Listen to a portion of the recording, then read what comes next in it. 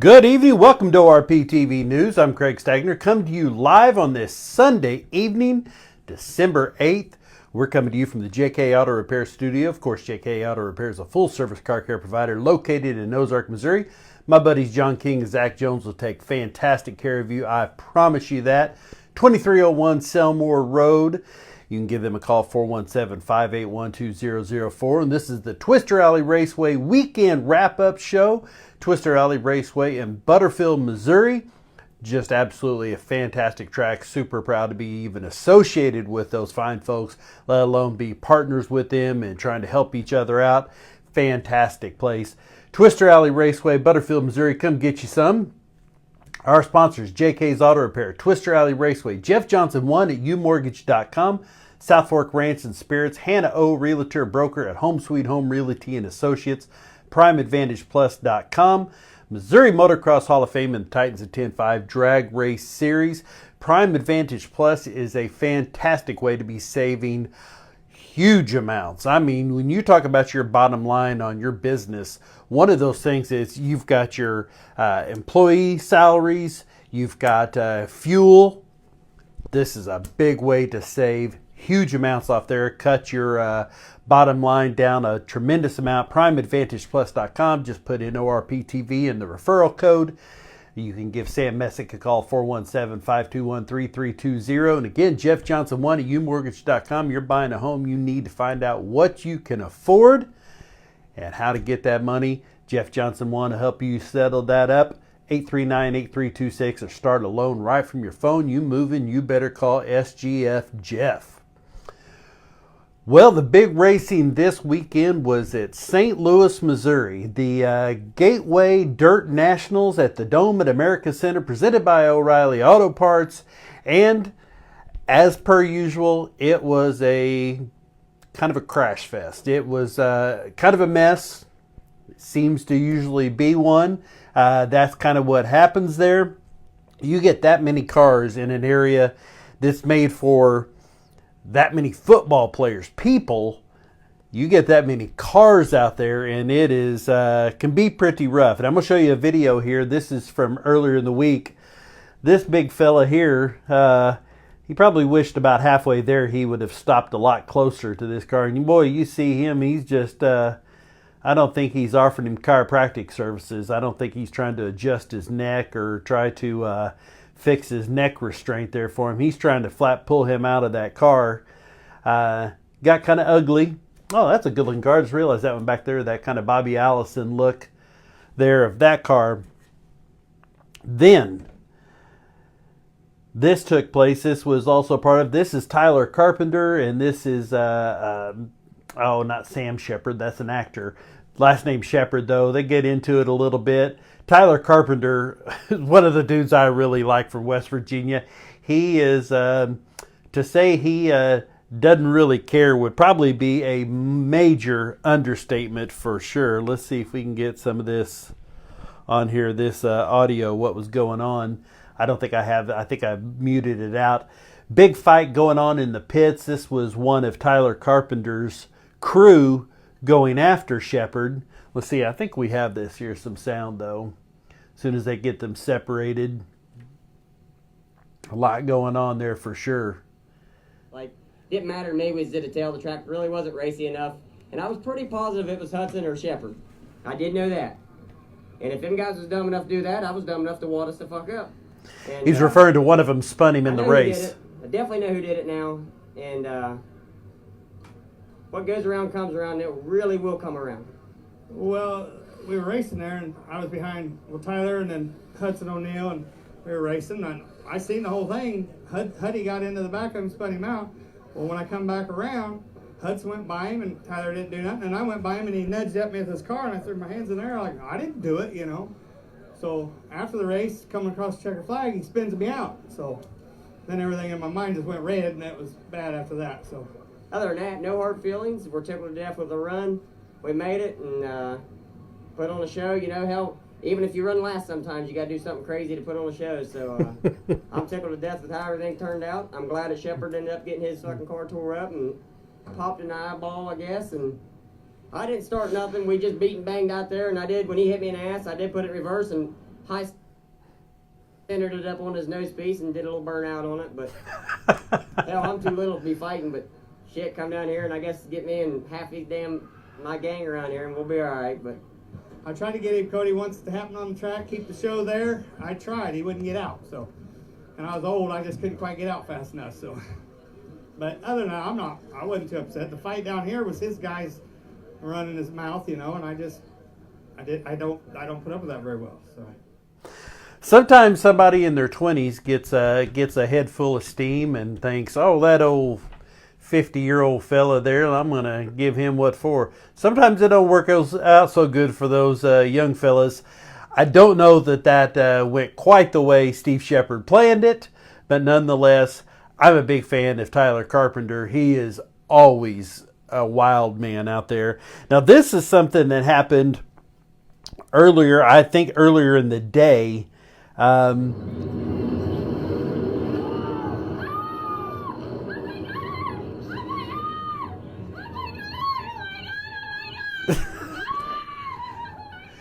Just for clarification, that is his wife that was filming that. So, of course, she was a little more excited than your average fan. So, up and over.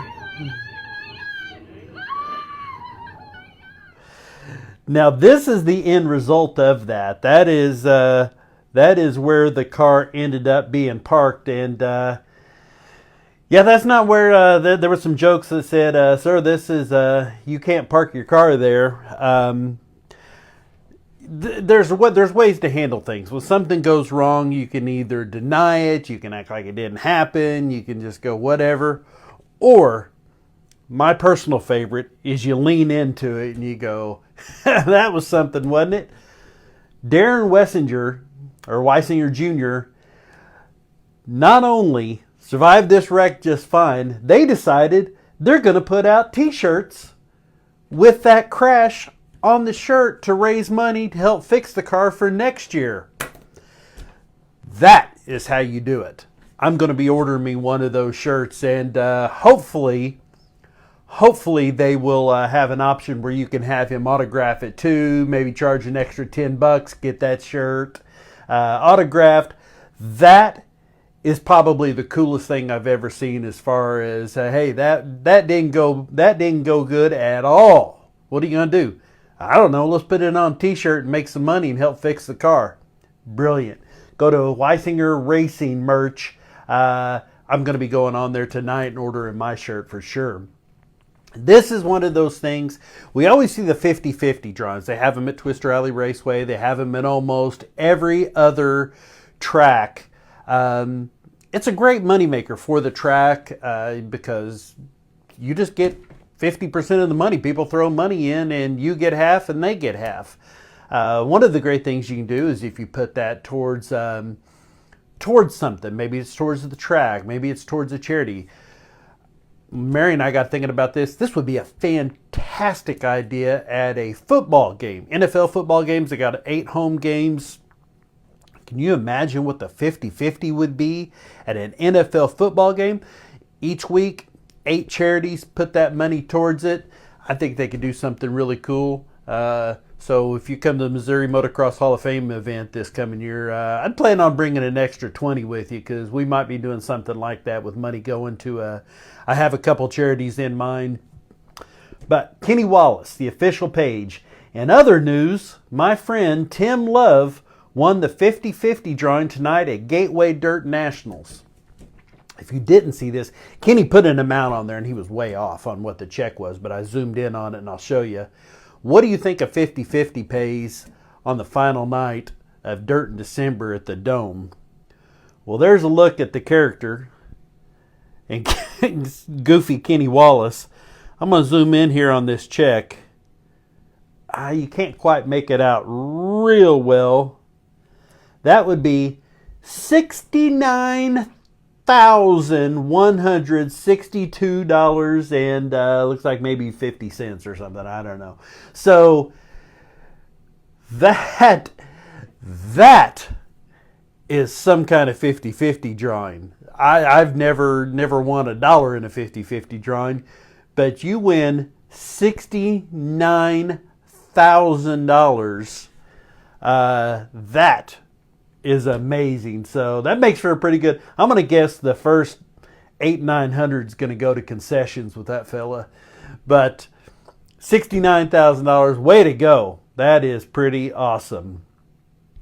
One of the other big events wrapped up today from Pensacola, Florida, one of the asphalt tracks where they have great weather. Unlike us, who it's been pretty cold and yucky and is only going to get worse. Pensacola, Florida, it was in near 70 earlier this week, although it wasn't bad here. But I think they were racing in around 60 degrees. Flags Speedway, home of the Snowball Derby. This was the 57th annual. I don't know whose car that is, why they particularly picked that one, but it's super cool looking. Wrapped up today, there was racing all along this week, different classes, but the big show is the super late model. Caden Honeycutt is your winner. Come up today with the win. Steven Nassy did second. And this one here, we know that fella. Ty Majeski from NASCAR rounds out the top three. I would have to think that on days like this, where if you can beat some NASCAR drivers, I mean, on any given day, somebody can get beaten.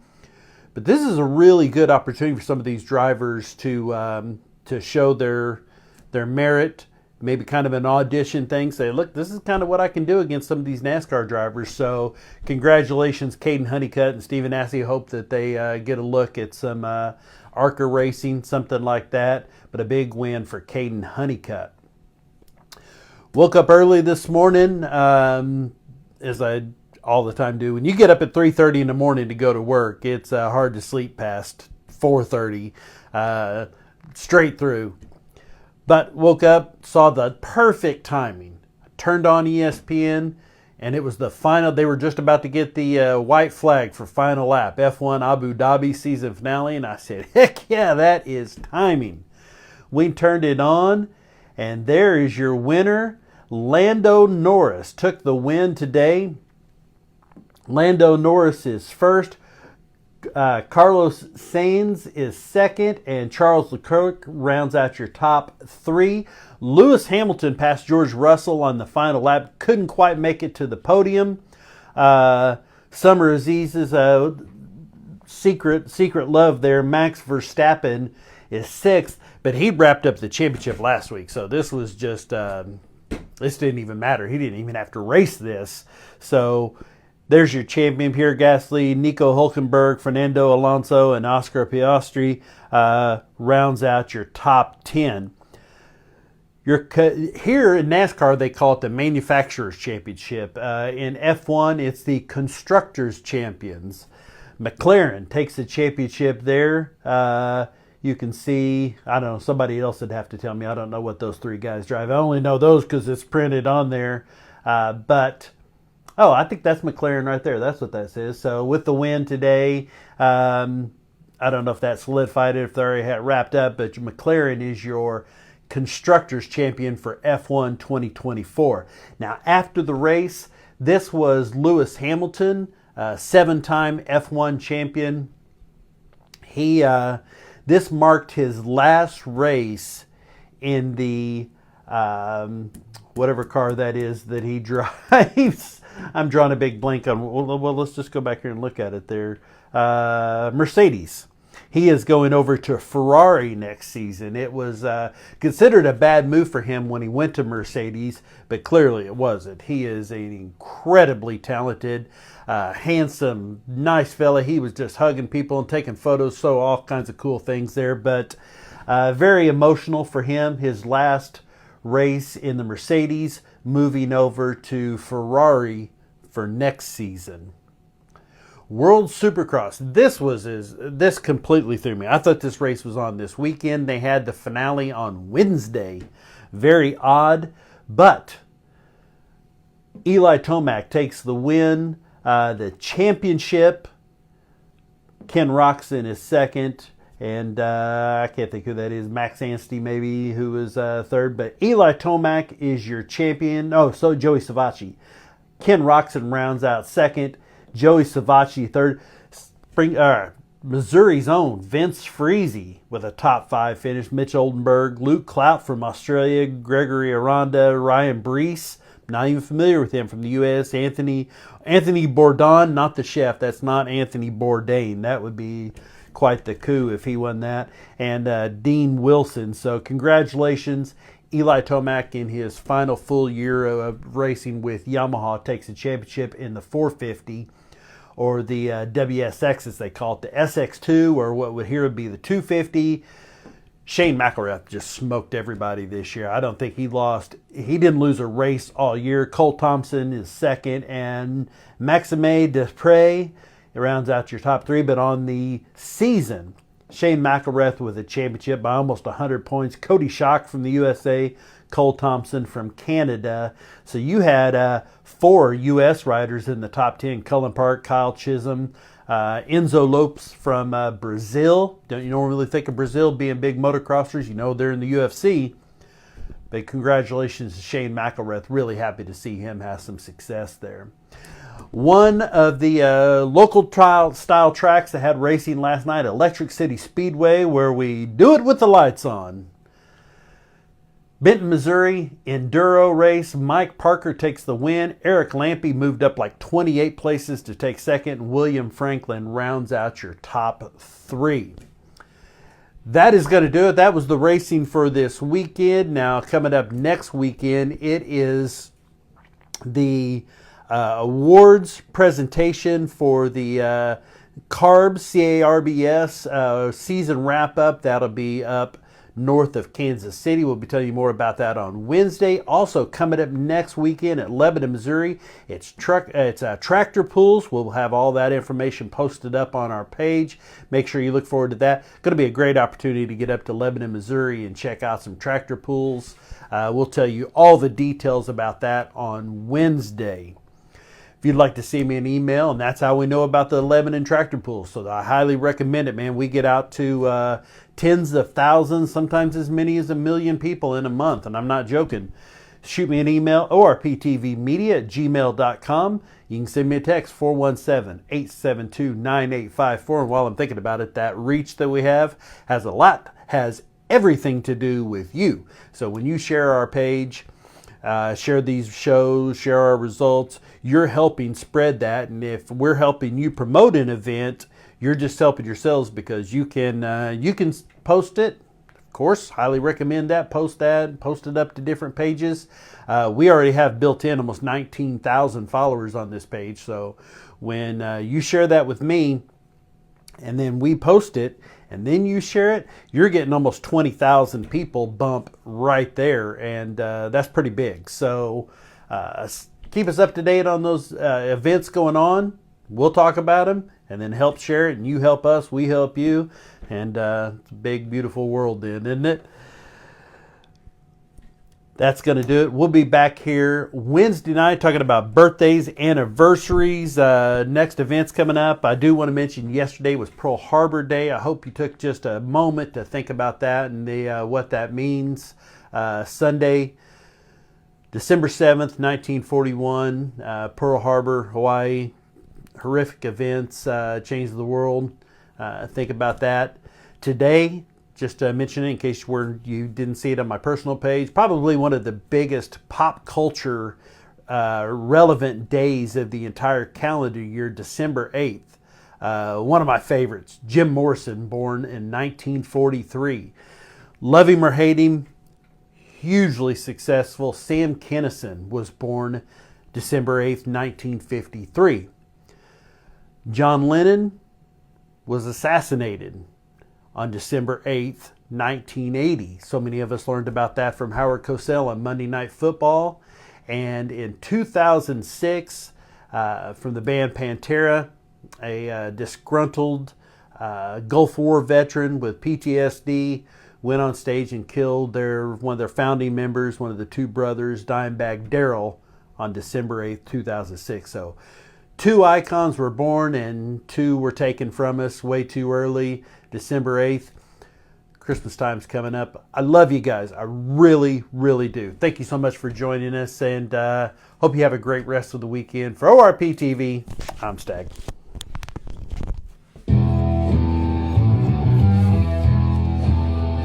From the Hollywood side in Los Angeles, California, I'm Stag, and you're watching ORPtv. Goodbye. See you next time. ORPtv.